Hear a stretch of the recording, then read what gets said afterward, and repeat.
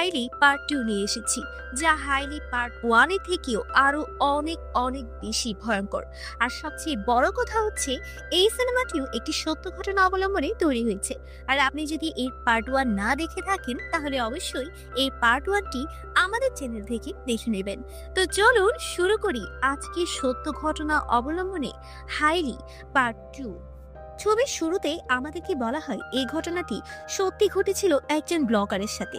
আমাদেরকে সেই ব্লগারকে দেখানো হয় সে একটি নির্জন বাড়িতে যায়, আর বাড়ির ভিতরে গাছ ছমছমি অবস্থা।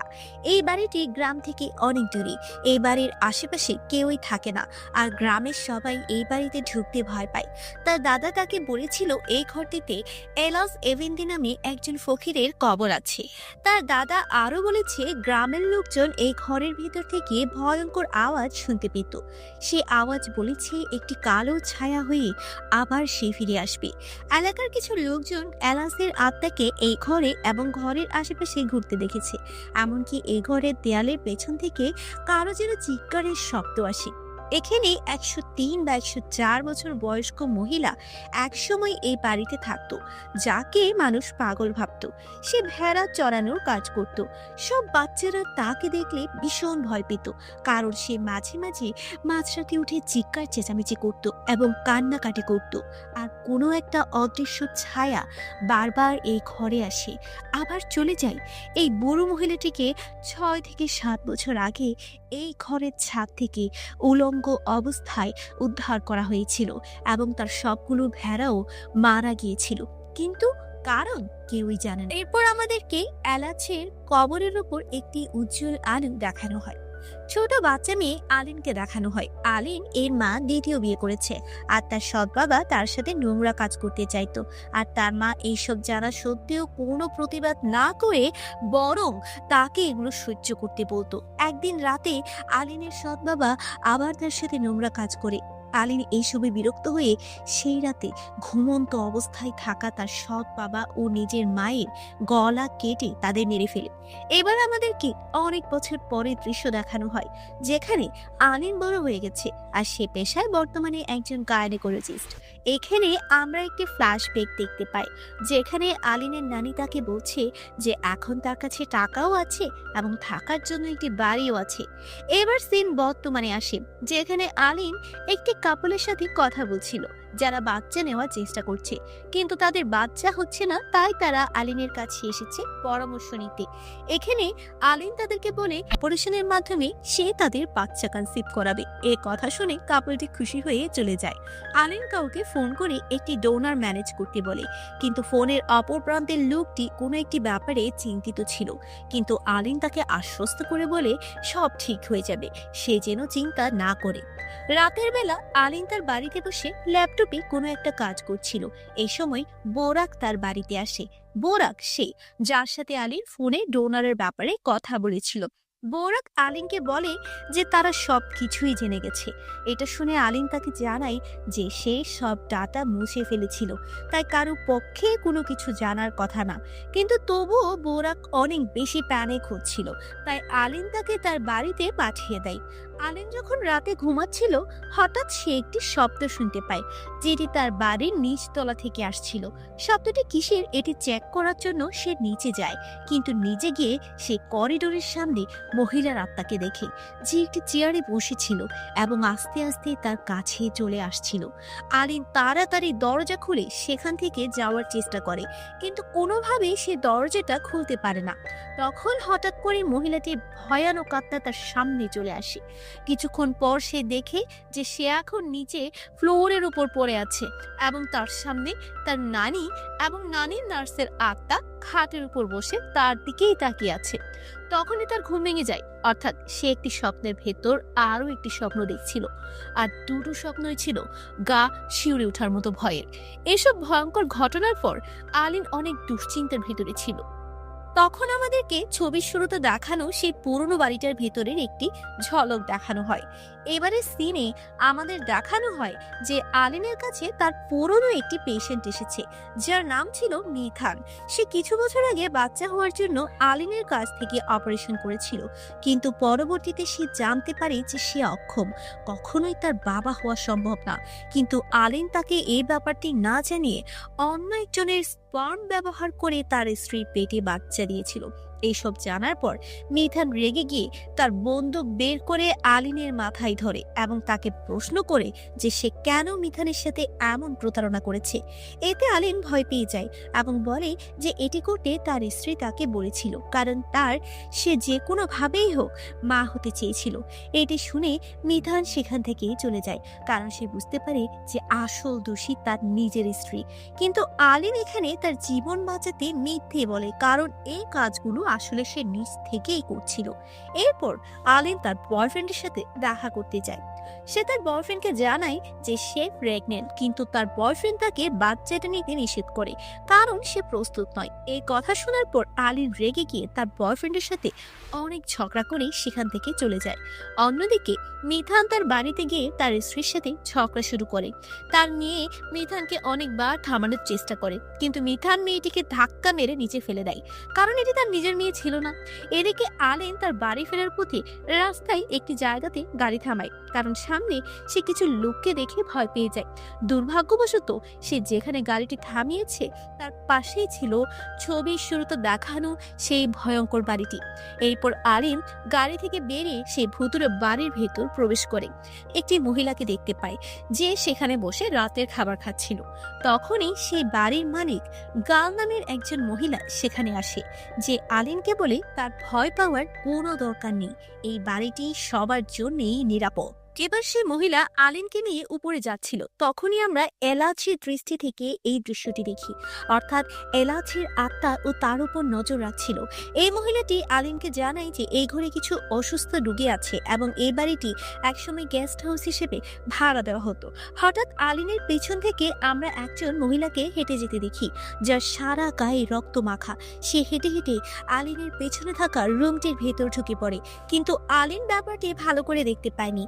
গাল আলিনের জন্য চা আনতে নিচে যায়, আর আলিন সেখানে বসে বসে দেয়ালে টাঙানো ছবিগুলো দেখতে থাকে।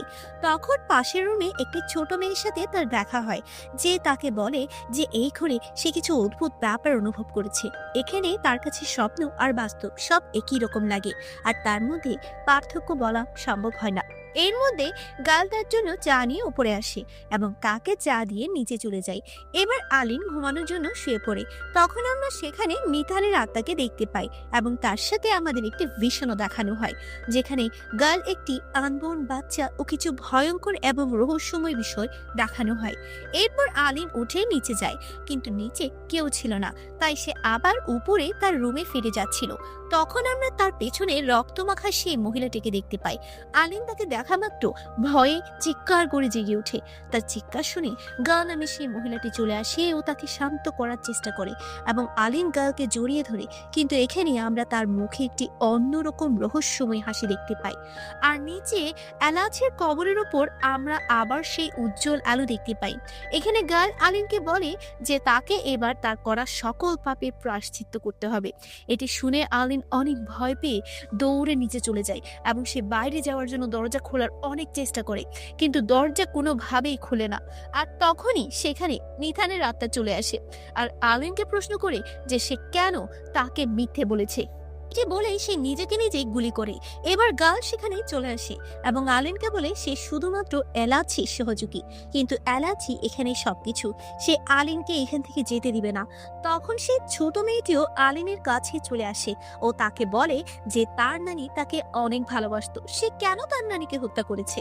এখানে আমরা জানতে পারি যে আলিন তার নানির নার্সকে বিষ দিয়ে মেরে ফেলেছিল, কারণ তার নানি তার অর্ধেক সম্পত্তি সে নার্সকে দিতে চেয়েছিল, আর তাই সে তার নানি কেও মেরে ফেলেছিল।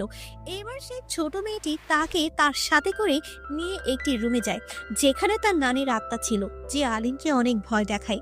এবার আলিন একটি খাটে শুয়েছিল আর তার সামনে তার নানি ও নার্সের আত্মা কথা বলছিল। নার্স নানির মুখে থাকা মাস্ক খুলে আলিনের মুখে চেপে ধরে, আর তার নানি সেই মাস্কের অপর পাশে নিজের মুখ থেকে হাওয়া দিচ্ছিল। এবার আমাদের অতীতের একটি ফ্ল্যাশব্যাক দেখানো হয়, যেখানে বোরাক জোর করে একটি মেয়েকে অ্যাবর্শন করাচ্ছে। বোরাক ছিল বিবাহিত। সে এই মেয়েটির সাথে বিবাহ বহির্ভূত সম্পর্ক করে তাকে প্রেগনেন্ট করে দেয়, কিন্তু তার স্ত্রী বিষয়টি জেনে যাবে এই ভয়ে আলিনকে অনেক টাকা দিয়ে বাচ্চা নষ্ট করে। আর আলিনও অনেক টাকার বিনিময়ে কাজটি করে দেয়, কিন্তু মেয়েটি সেখানেই মারা যায়। আর আলিন ও বোরাক মিলে লাশটি একটি কুয়োর মধ্যে ফেলে দেয়। আমরা এতক্ষণ রক্ত মাখা যে মহিলাকে দেখেছি, সে আসলে বোরাকের সে প্রেমিকার আত্মা ছিল। এবার আলিনের ঘুম ভেঙে যায়। সে চোখ খুলে তার পাশে সে ছোট মেয়েটিকে বসা দেখে, কিন্তু পরক্ষণে সেও অদৃশ্য হয়ে যায়। এবার নিচ থেকে কেউ তাকে ডাক দিয়ে বলে যে তার সাথে বুরাক দেখা করতে এসেছে। বুরাক তাকে বলে যে সবাই জেনে গেছে যে তারা যে অন্যায় করেছে। এর মধ্যে আলিন দেখতে পায় যে তার চারপাশে সবকিছু পরিবর্তন হয়ে গেছে, আর সেও বুরাকের প্রেমিকার মতো হাসপাতালের বেডের সাথে বাঁধা, এবং সে মেয়ের আত্মাই সে তারও অ্যাবর্শন করে, ঠিক যেভাবে আলিন তার সাথে করেছিল। এখানে আলিন তার পাপের শাস্তি পায়। ওই মহিলা তার পেটের আনবর্ন বাচ্চাটিকে ও ছোট মেয়েটিকে দিয়ে দেয়। পরের দৃশ্যে আমরা দেখি যে আলিন গালের কাছে বসে আছে, আর গাল তাকে বলছে যে সে যে অন্যায় করেছে তার থেকে সে কোনোভাবে মাফ পাবে না। তার সৎ বাবা ও তার নিজের মা তার সাথে যে পাপ করেছিল তার শাস্তি সে তাদের দিয়েছে, কিন্তু এখন তার কুকর্মের শাস্তি তাকেও ভোগ করতে হবে। সে সম্পত্তির লোভে তার নানি ও নার্সকে মেরে ফেলেছে। অর্থের লোভে সে একজন মহিলাকে না জানিয়ে অন্যের সিমেন্ট দিয়ে প্রেগনেন্ট করেছে। আবার সেই মহিলার উপর সেই দোষ চাপিয়ে দিয়েছে, যার ফলে সেই মহিলার স্বামীর হাতে পুরো পরিবার শেষ হয়ে গেছে। টাকার লোভে সে একজন মেয়েকে অ্যাবর্শন করে মেরেও ফেলেছে। আর সবচেয়ে দুঃখের বিষয় এটা যে সেদিন মিথানের মেয়ের জন্মদিন ছিল। মিথানের মেয়ের নাম ছিল অ্যাফিল। গাল আলিনকে বলে যে সে যদি মিথানের পরিবারের কাছে মাফ চায় তাহলে সে বাইরে যেতে পারবে। ঠিক তখনই একটি রুম থেকে জন্মদিনের গান বেজে ওঠে। আলিন সেই রুমের দিকে এগিয়ে যায় এবং রুমের ভেতর ঢোকে। সেখানে সে মিথান, তার স্ত্রী ও মেয়েকে দেখতে পায়, যেখানে মিথান ও তার স্ত্রী বসেছিল আর অ্যাফিল নিচে রক্তাক্ত অবস্থায় পড়েছিল। এরপর মিথান তার স্ত্রীকে হত্যা করে এবং পরে নিজেকে মেরে ফেলে। আলিনের কাছে এফিল এসে প্রশ্ন করে যে সে কেন তার জন্মদিন উদযাপন করতে দেয়নি। এটি দেখে আলিন ভয় পেয়ে সেখান থেকে দৌড়তে আলিন দৌড়াতে দৌড়াতে অ্যালাচ্ছের কবরের কাছে পৌঁছে যায়, কিন্তু সেখানেও অ্যাফিল বসেছিল, আর সে তাকে একই কথা বারবার বলছে যে কেন সে অ্যাফিলের জন্মদিন উদযাপন করতে দেয়নি। গাল এখানে বলে যে আলিন তার পাপের শাস্তি না নিয়ে এখান থেকে যেতে পারবে না। এখানে আমাদের পূর্বের একটি ফ্ল্যাশব্যাক দেখানো হয়, যেখানে মিথান তার মেয়েটিকে ধাক্কা মারলে মেয়েটি গিয়ে টেবিলের কার্নিশের সাথে ধাক্কা খায়, আর অতিরিক্ত রক্তক্ষরণের কারণে সে সেখানেই মারা যায়। মনের কষ্টে মিথানের হাতে থাকা গানটি দিয়ে তার স্ত্রী নিজেকে শুট করে সেখানেই মারা যায়। এইসব দেখে মিথানও পাগল হয়ে যায় এবং সেও আত্মহত্যা করে। এবার গাল আলিনকে বলে যে সে এখান থেকে ততক্ষণ যেতে পারবে না যতক্ষণ পর্যন্ত এরিফ আলিনকে তার পাপের শাস্তি না দেয়। এখানে এরিফ মোমবাতিগুলোকে নিভিয়ে দেয়। এতক্ষণ এখানে আমরা তাদেরকে দেখেছি তারা সবাই মৃত মানুষদের আত্মা। এখানে আলিন বারবার দরজা খোলার অনেক চেষ্টা করে, কিন্তু কোনোভাবেই সে ওই দরজা খুলতে সক্ষম হয় না। এবার এখানে আমরা সেই প্রথম দৃশ্যের দেখানো ব্লগারের ভিডিও দেখতে পাই, যেখানে সে বলছিল যে এই ঘরে কেউ যেন না আসে, কারণ এই ঘরে কেউ একবার এলে তার পাপের শাস্তি না পাওয়া পর্যন্ত এই ঘর থেকে আর কোনোভাবেই বের হতে পারে না।